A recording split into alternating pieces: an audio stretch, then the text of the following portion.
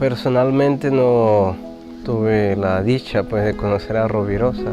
Bueno, primero lo que tengo que decir es que yo no le conocí personalmente. A Venezuela ha llegado pues por la vivencia que nos ha hecho saber Julián. Mira, para mí, yo no conocí a Guillermo Rovirosa, lo llegué a conocer gracias al movimiento cultural cristiano. Yo no he convivido con Guillermo Rovirosa. Yo le conocí muy de paso en el año 64 en la inauguración de la editorial CIS.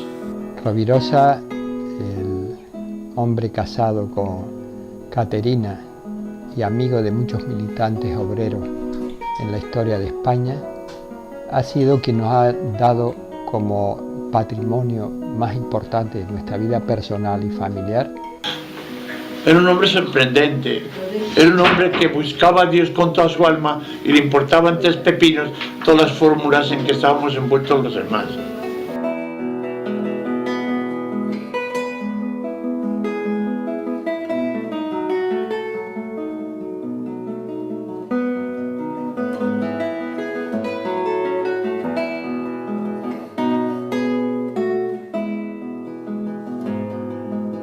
Guillermo Rovirosa Albet nació en Vilanova y la Geltrú en 1897, ingeniero de sólida formación científica, hasta el punto de recibir felicitaciones por parte del mismo Albert Einstein cuando visitó Barcelona. Cristiano converso, su intervención fue decisiva en el lanzamiento del apostolado obrero en los años 40. Fue el primer presidente de la editorial CIS. Guillermo Rovirosa fue el tercero de 3 hermanos. De su padre aprendió un insobornable amor a la verdad, a pesar de los problemas que ello le podría traer. De su madre, una gran entereza ante la enfermedad y una viva religiosidad. Conoció el dolor de la orfandad, y el falso cristianismo o cristianismo burgués le hizo perder la fe, y se hizo perseguidor de la Iglesia. Desde muy joven destacó su capacidad intelectual y antes de ser ingeniero ya había publicado 2 libros sobre electricidad. Padeció tuberculosis. Tras conocer a su esposa de amor y plegaria, Caterina, juntos marcharon a París. De vuelta a España conoció los horrores de la guerra civil. Por su honradez profesional, sus compañeros le eligen director del Comité Obrero de Empresa. Por ello fue condenado a la cárcel por los vencedores de la guerra. Al salir de la cárcel continúa con sus inventos y entra en la Acción Católica. Cuando la Iglesia se propuso tender puentes con el mundo obrero, Rovirosa fue el primer militante. Colaboró desde la OAC al lanzamiento de un periódico obrero que llegó a la mesa del gobierno y fue cerrado. Así se hermanaban la Iglesia y el movimiento obrero. Pero la tarea de formación de militantes continuó mediante cursillos, boletines, asambleas y todo tipo de acciones apostólicas, mientras el PSOE se iba de vacaciones. Las presiones politiqueras le acabarían apartando de la OAC. A partir de ese momento alterna su vida entre el pequeño piso de Madrid y Montserrat. Escribe entonces aquellos libros sobre la economía fenerista, basada en el interés, el capitalismo, el comunismo, el bautismo, la virtud de escuchar. Escribe con profundo conocimiento, maestría, brillantez y amor. Hoy sus escritos son más actuales que ayer. Metido de lleno en esas reflexiones, acepta presidir la editorial CIS, la más importante editorial obrera antifranquista, para continuar la promoción de militantes pobres desde la acción cultural solidaria. Y así le llegó la muerte a quien se entregó sin descanso. Hoy está en proceso de beatificación.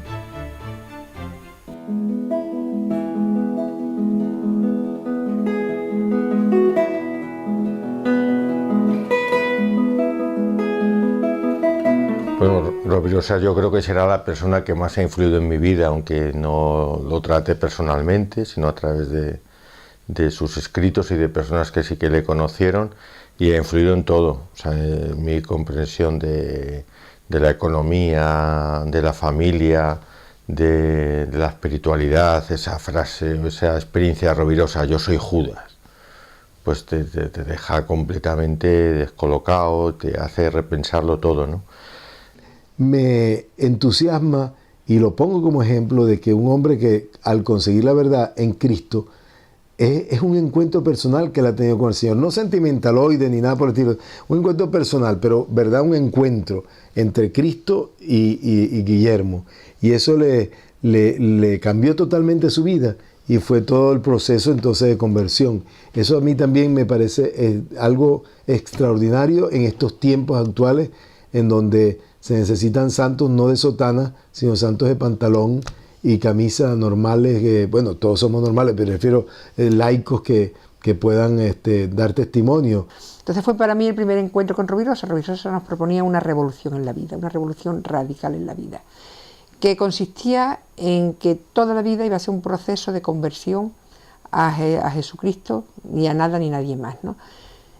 En ese sentido, pues realmente desde el mismo día que terminó el curso de conversión, yo creo que a lo largo de mi propio curso de conversión, yo percibí esa realidad de cambio radical de las expectativas en la vida, de los deseos, de todo, ¿no? Y eso ha condicionado hasta el día de hoy mi existencia de forma indiscutible, ¿no? En todos los planos y en todos los niveles, ¿no? Yo creo que, bueno, nosotros creemos que una de las cosas que aporta, no es la única, pero una de las que aporta en esta época que estamos viviendo, en que hay tanta moda en temas espirituales que buscan la perfección personal, la elevación personal, es justo eso, que el cristiano lo que busca no es un camino de perfección, sino una luz con la que tener más claridad sobre la propia traición, sobre la propia pequeñez, sobre la propia debilidad, y que esto puesto en común con otros traidores es lo que va a hacer que podamos transformar este mundo injusto en un mundo más justo para todas las personas.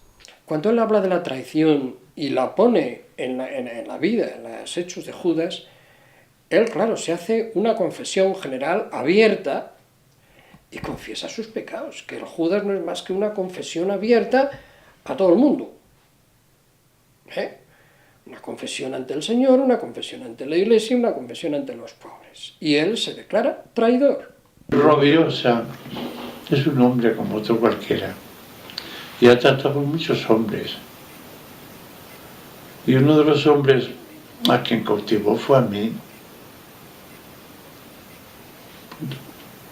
Yo soy un enamorado de Rovirosa. Y estoy enamorado por su sencillez, por su humildad. Él cogía el catecismo, el libro, el evangelio y leía una frase. Él no era un teólogo. Y yo cuando veía que aquello pues no tenía otra explicación, se la daba y la asumía. Que habían llamado a Rovirosa para que querían, era una acción católica de los ricos, y entonces querían hacer de los obreros, y entonces llamaron a Rovirosa para que les diera una charla.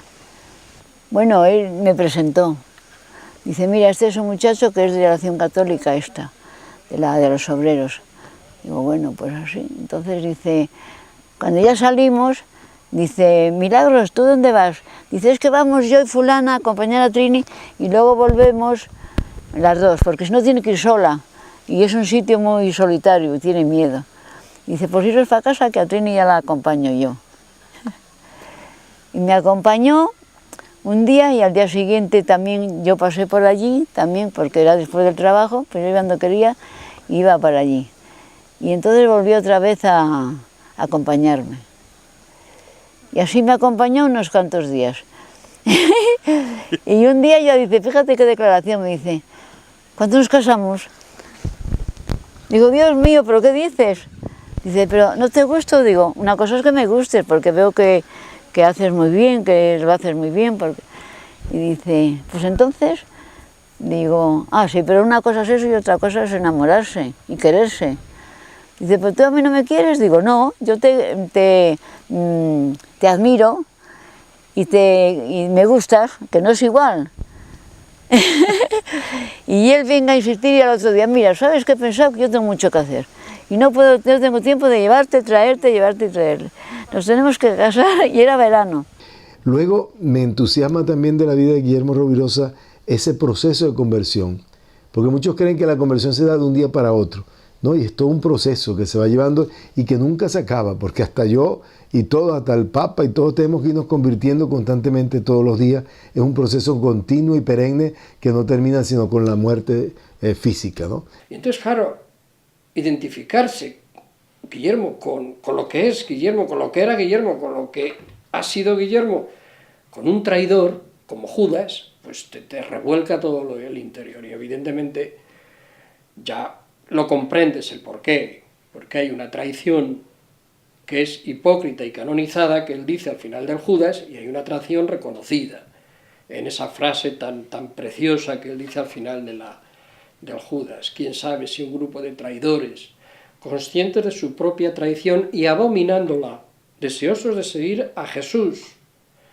sin imponerle nuestros métodos, sea capaz de reorientar esta sociedad, pasando de un camino de traición hipócrita y canonizada a una traición reconocida. Y entonces hace la llamada final: traidores todos, unámonos, Jesús es nuestro Dios, el único Dios. Entonces todo eso da, a pesar de que se crea lo contrario, lo que da es más ganas y más entusiasmo y más amor a la Iglesia, al Señor y a los pobres.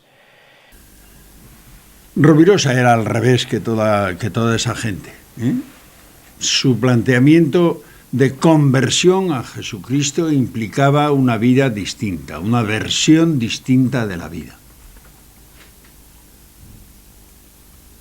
Y eso cayera quien cayera. Y eso Rovirosa lo vivió categóricamente. Por eso muchos cristianos a Rovirosa le enfilaron desde el principio. El cristianismo de Rovirosa y el cristianismo de la mayoría de los cristianos no tenía nada que ver, nada que ver. Todo parecido, mera coincidencia, como en las películas. Que Rovirosa era un hombre y su mujer, por lo que sé de su mujer, era una persona que esa línea la trazaron juntos, no tenía nada que ver con la forma de ser cristiano de la mayoría de los cristianos, nada.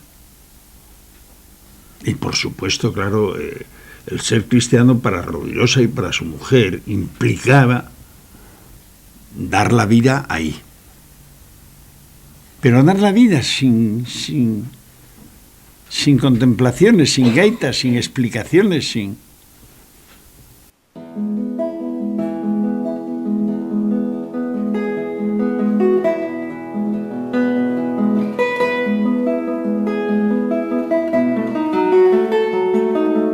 Y siempre me ha llamado la atención la frase suya: siempre estaré donde los empobrecidos procuren su promoción personal y colectiva.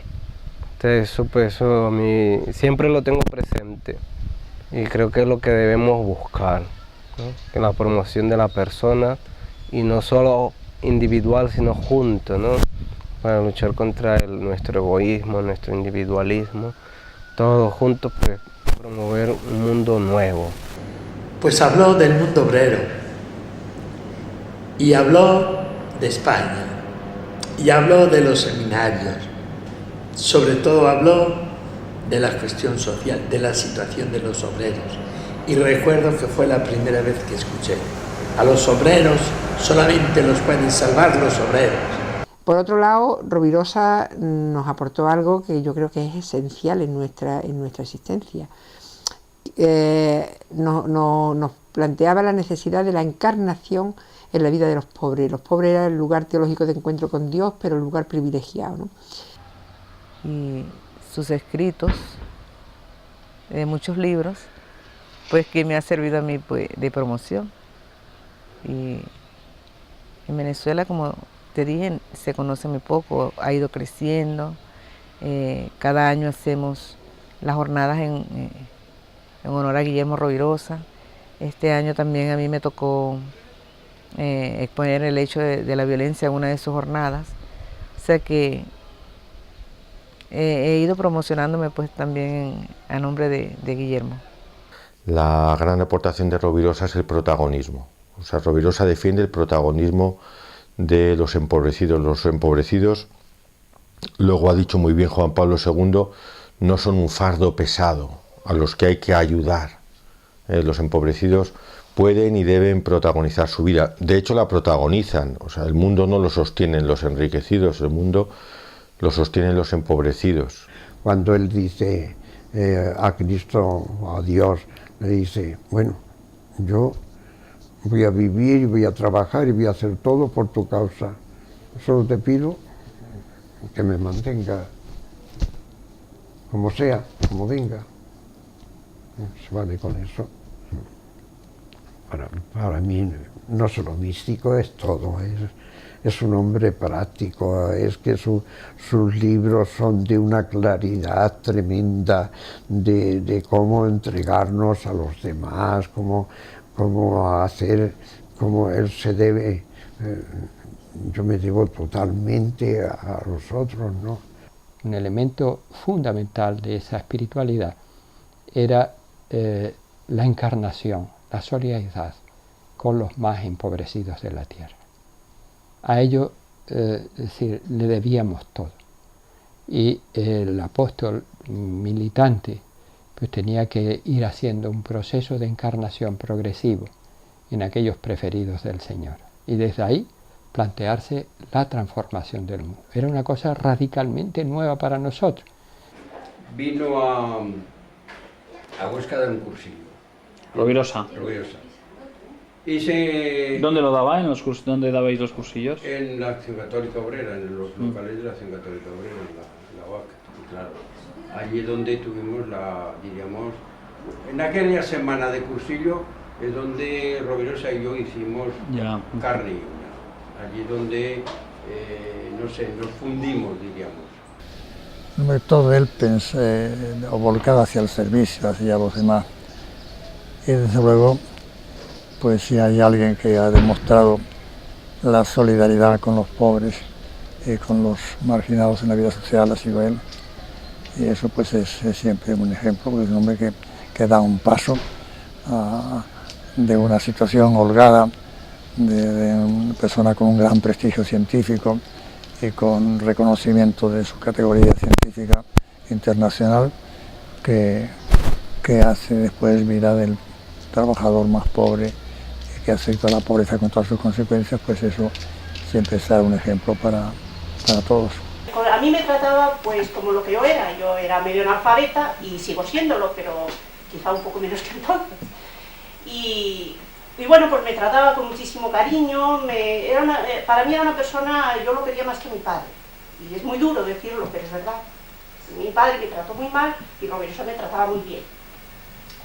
Entonces yo le dije, pues sí, tengo un problema, que yo no tengo casa. Y tengo un hijo que está en un colegio y no puede salir del colegio porque no tengo casa. Y dice, ¿ese es el problema más grave que tiene su mano? Digo, bueno, yo fe es que tengo muy poca. Dice, bueno, pues eso está solucionado, mañana te vienes a vivir aquí a casa. Vienes a vivir con otra persona que va a venir a vivir, que se llama Barmina. Y entonces vivís aquí las dos con una condición, que tú tienes que seguir buscando vivienda porque esto que se llama la ermita de San Dimas es de todo el que quiera pasar por aquí. Entonces tú, si llaman a las 3 de la mañana, como si llaman a las 4, te quedas de ermitaño. Y tú abres la puerta y das de comer a todo el que llegue aquí. Bueno, pues yo me abrió su casa y en fin. Rovirosa tiene años enteros en los que él plantea que no podía ni leer un libro, del dolor físico que tenía. Entonces, bueno, es en la misma línea que lo del tema de Caterina. O sea, él, yo creo que va descubriendo en cada etapa de su vida cómo puede entregarla, también en épocas que tiene que estar encerrado en una habitación leyendo, ¿no? Tiene toda una parte de su vida que es una tarea muy hacia afuera, de escribir o de dar cursos, pero también tiene una época importante que por el dolor físico tiene que hacer un trabajo mucho más interno, de estudio, de oración, y a veces ni eso, o sea, simplemente de estar aceptando compartir la cruz de Cristo y ya está, ¿no?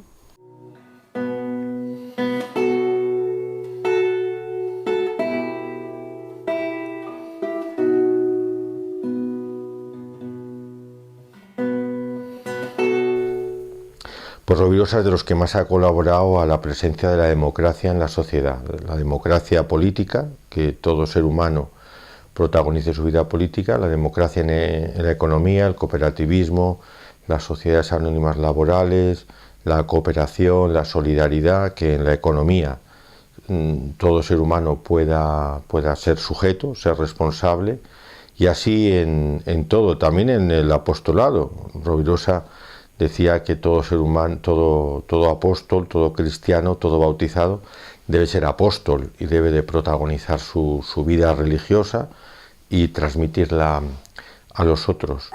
A mí lo que me conmueve es cómo él mira en los pobres como pueblo, cómo su cultura es el valor del trabajo frente al materialismo del capital y del lucro. Los pobres lo que valoran es la dignidad de la persona a través del trabajo, y copia de ellos, o sea, y lleva a la organización apostólica. Él lo lleva planteándolo, él no lo consigue hacer, pero plantea cómo para que el laico sea realmente, desarrolle su vocación de transformación del mundo, para que el laico no sea un monaguillo o un fraile de segunda, sino que sea realmente laico con el encargo que después le da el concilio. Él plantea cómo esa organización obrera de organizarse no solamente geográficamente, sino también a través de lo que en ese momento en el trabajo son, digamos, la organización básica, que es los ramos de producción, ¿no? Cómo hay que organizarse por lugar de convivencia, de residencia, y cómo la estructura desde el trabajo, bueno, los sindicatos posteriores, con toda la crítica que se puede hacer, bueno, ya a los sindicatos hoy, ¿no? Pero sin embargo es el valor del trabajo como cauce de organización que él planteaba que eran los sectores de la organización apostólica, para ayudar a los militantes cristianos a ser coherentes en la transformación del mundo, ¿no? La aportación que hace a la Iglesia yo creo que es la del laicado adulto. Él ya desde el principio de la OAC sabía que en la acción católica la responsabilidad del laico en la Iglesia llegaba hasta donde llegaba. Es decir, la acción católica, y más en aquella época franquista de nacionalcatolicismo, no podría llegar más allá de lo que la CNDP o la democracia cristiana pues planteaba a la Iglesia, y era que el laicado era el brazo largo de la jerarquía. Y ya entonces, desde entonces nos confiesa Julián que en una ocasión, hablando de estos temas, le dijo que tú y yo, que estamos enamorados de Jesús, llegaremos a hacer la OAC real bajo nuestra responsabilidad. Es decir, él era consciente ya desde el principio que entró en la acción católica y fue el alma de la OAC, sabía que ahí no podía desarrollar, y lo desarrolló, evidentemente desarrolló hasta donde pudo, y por eso pues le echaron, ¿no? Pero no por malicia ni porque la jerarquía, no, porque no era tiempo de la madurez todavía del laico. Él inició eso, sus amigos conversos también fueron perseguidos en todos los sentidos, y yo creo que lo que trae a la Iglesia es eso, ¿no? El apostolado de Guillermo no se entiende sin la entrega de Caterina, sin la oración de Caterina y también sin la entrega de la propia debilidad de Caterina. Y Guillermo amaba con locura a su esposa y ellos prometieron dedicar todo su amor a la transformación del mundo. Entonces es esto, ¿no? Sobre todo, como la debilidad entregada, puesta en la mesa de la comunión, es efectiva.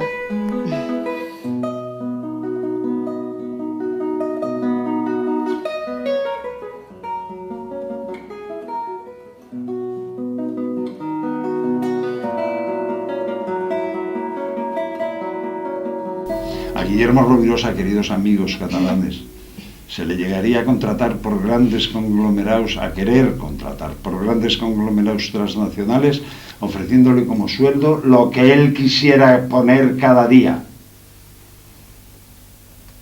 No hay muchos contratos de trabajo así hoy, pero sí se había que contratar la capacidad científica de aquel hombre.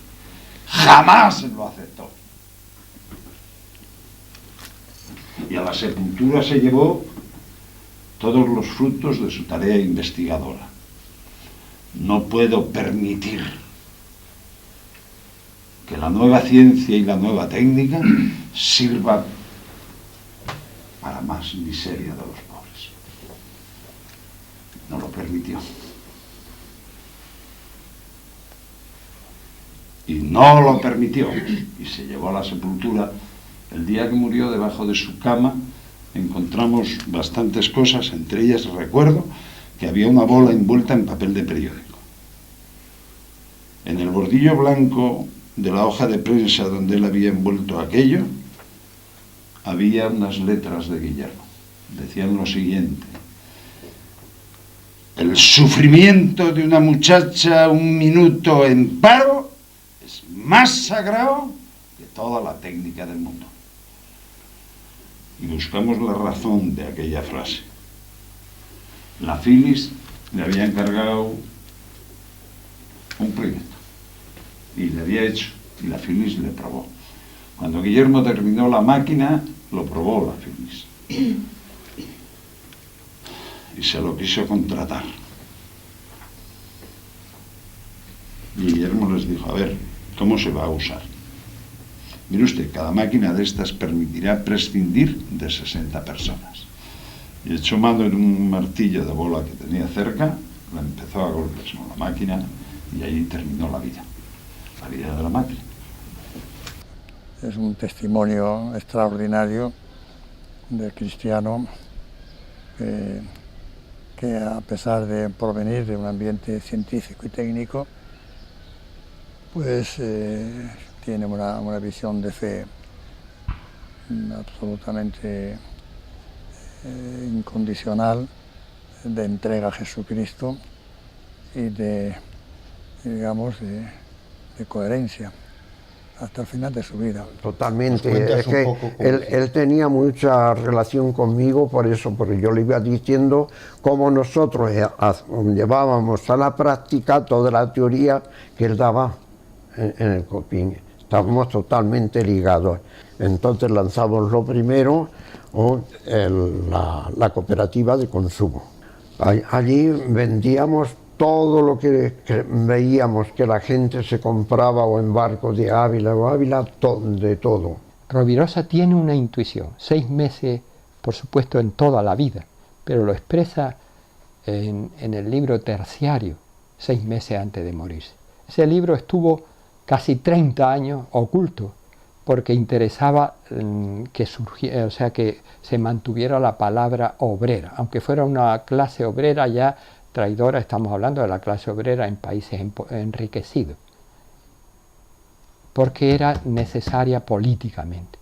Pero ya él intuye que el nuevo sujeto revolucionario de la historia iba a ser el sector servicio, se iba a dar fundamentalmente en el desarrollo científico-técnico en la sociedad postindustrial que venía. Pero ¿qué pasaba si la ciencia, la técnica, la política, la economía, la cultura, todo estaba al servicio de los empobrecidos y de una forma asociada? Es decir, se seguían en esa corriente de liberación de la historia. Y una vez, cuando salió su primer libro, por la noche, pues me dice: ¿no te apetece bailar? Y digo: ¿pero por qué? Dice: porque yo tengo una alegría loca. Dice: ¿tú sabes lo que es tener un hijo? Y dice: pues yo he tenido un hijo y tengo la alegría de tener un hijo. Y pienso que era pues un libro, la editorial y todo junto. Yo eso después lo pensé, entonces no, eres muy triste, eres muy amargada, eres no sé qué. Y dice: bueno, ¿y mañana quién va a venir a comer? Y digo: pues viene mi hijo con un amigo. Y dice: bueno, pues bájate a comprar algo especial, porque hay que celebrar una cosa muy especial, muy especial.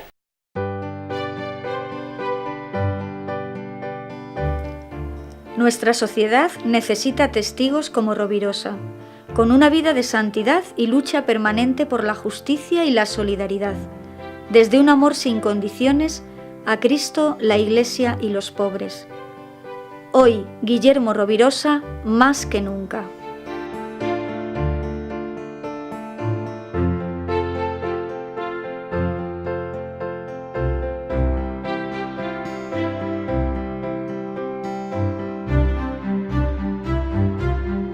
Yo me llamo Guillermo. Yo me llamo Guillermo. Yo me llamo Guillermo. Yo me llamo Caterina. Yo me llamo Guillermo. Yo me llamo Guillermo. Yo me llamo Guillermo.